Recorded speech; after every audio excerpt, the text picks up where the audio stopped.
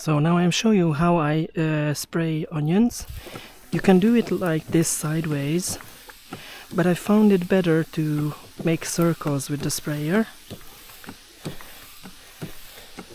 because these leaves are very waxy and they stand upright.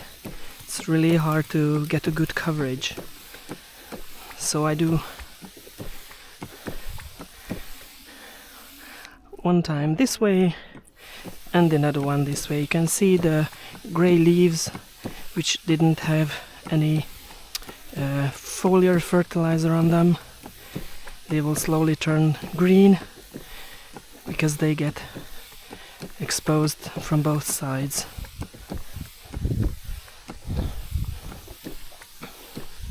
Once again, I did forget to weed the plot. I didn't forget, I just didn't have time to do it.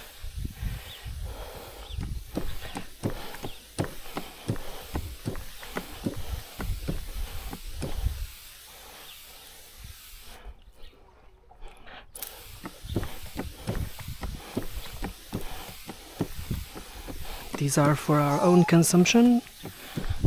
Wonderful onions from sets.